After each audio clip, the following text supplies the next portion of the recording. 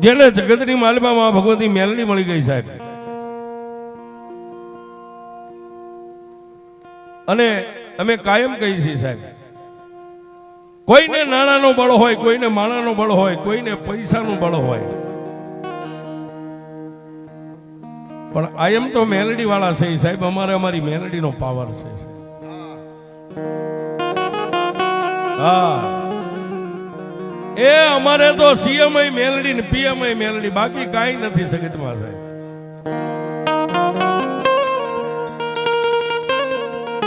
પણ જેને જેને મેલડી માટે કાંઈ કર્યું છે, દુનિયાની માલિબા જેને મેલડીના પલ્લાને પકડી લીધો છે સાહેબ,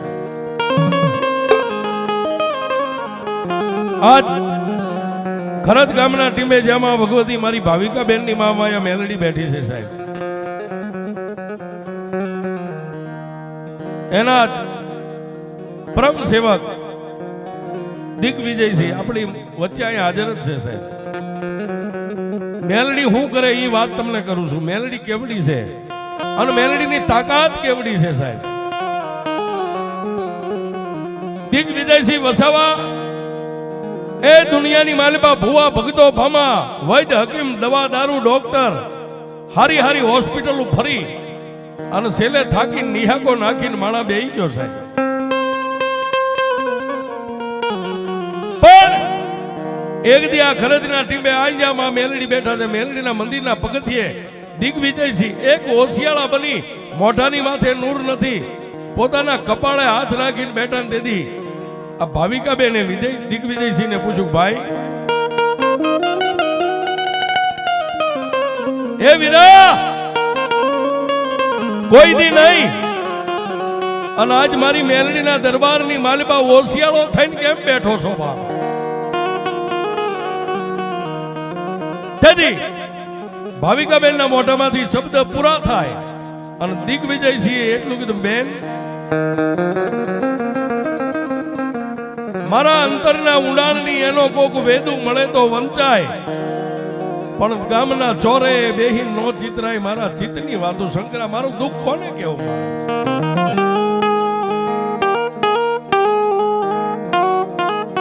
પણ તેથી ભાવિકા બેને દિગ્વિજયસિંહ ના માથે હાથ મેકીને એટલું કીધું, ભાઈ આજ તારા મનની માલબા જે વાત હોય ને તું મને નો કે ને તો મંદિરમાં બેઠીને મેલડીના તને સોગન છે જે હોય વાત કરી દે.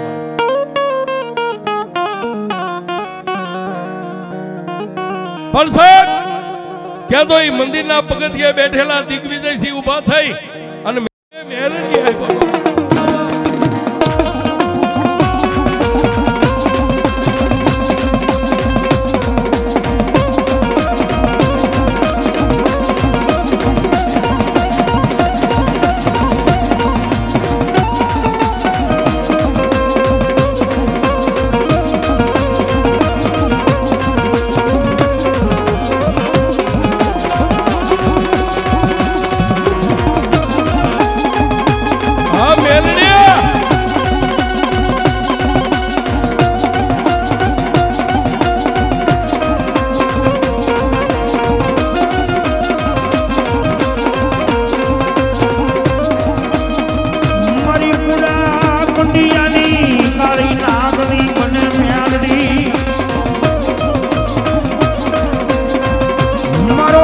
પૈસા નો એક દી વકીલ બને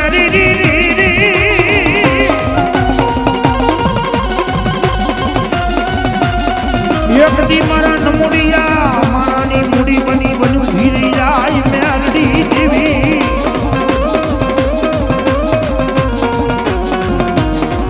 મારી દીકરીઓ નાયા હુડાનું ધર્મ મેલડી બોલે બોલે બોલે.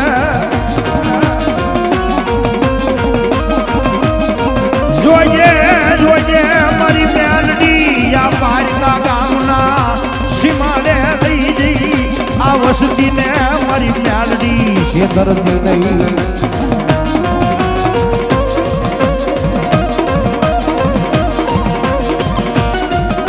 ભલે મેલડી